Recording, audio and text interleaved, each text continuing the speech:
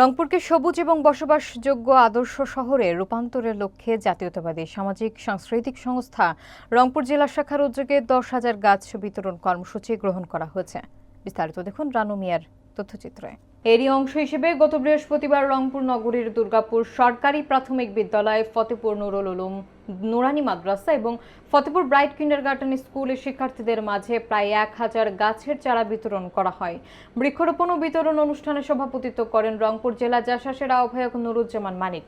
প্রধান অতিথি হিসেবে উপস্থিত ছিলেন রংপুর জেলা বিএনপি সদস্য সচিব মোহাম্মদ আনিসুর রহমান লাকু। তিনি ভিডিও বার্তায় বলেন, পরিবেশ রক্ষায় বৃক্ষরোপণ অত্যন্ত গুরুত্বপূর্ণ।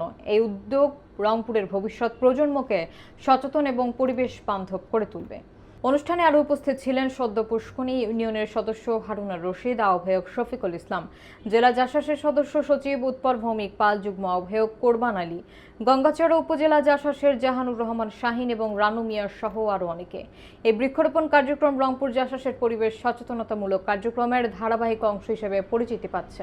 প্রাকৃতিক ভারসাম্য রক্ষা করার জন্য আমাদের বেশি বেশি করে গাছ লাগানো উচিত।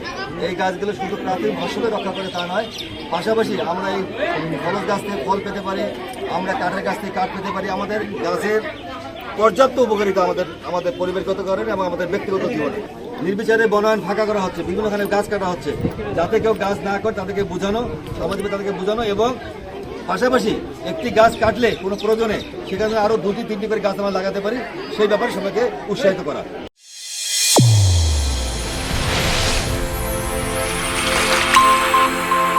চ্যানেল A1 হৃদয়ের স্পন্দন।